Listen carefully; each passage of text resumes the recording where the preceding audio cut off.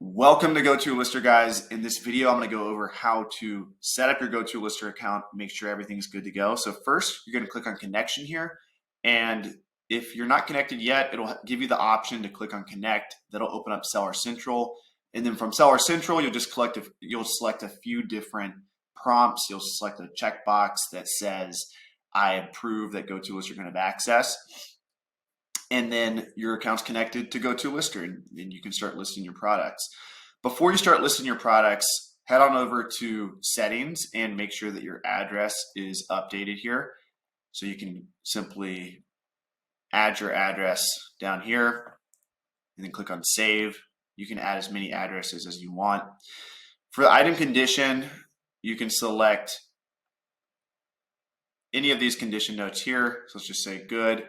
And now what we're going to do is type in, let's just say, this book may contain highlighting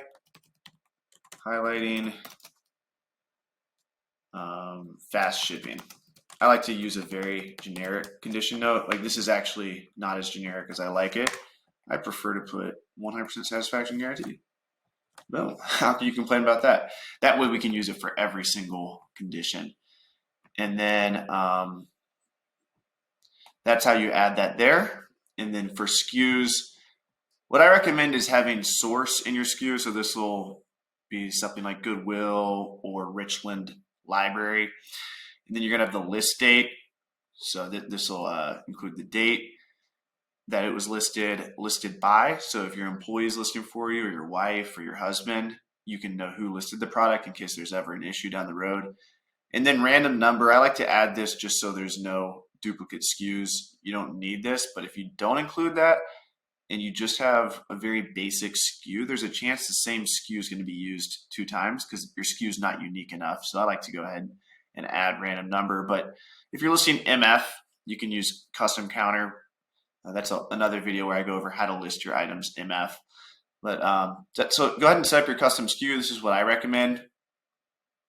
You could also include your buy cost in here. A lot of people like to do that, so that could be nice too.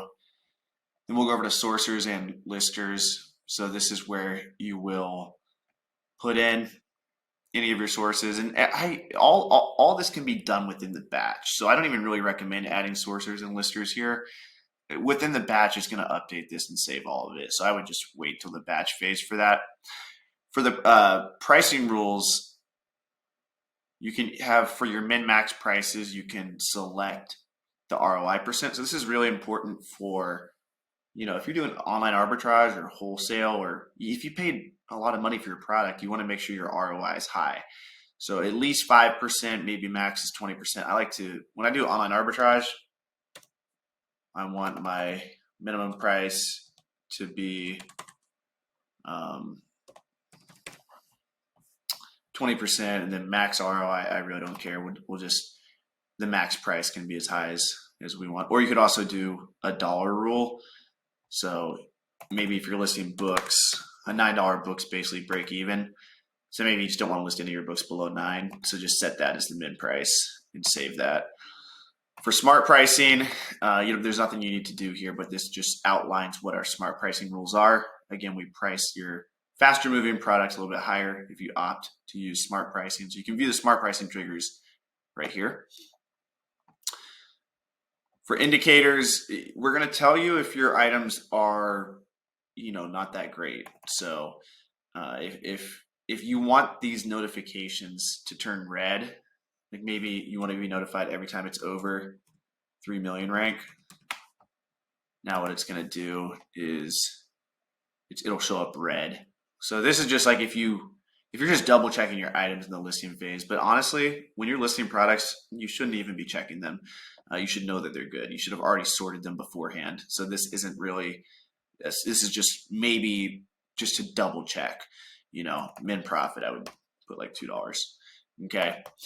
For the printer setting, what you'll do is there's a video below that shows you exactly how to set up your printer, but go ahead and just select whatever printer you have. We recommend the Rollo, that's the best, or maybe you're using Dymo. So go ahead and select the labels and the correct size. So Rollo is compatible with all these Dymo labels, so you can actually use your Rollo printer with cheaper house labels. Like I think we use 30334.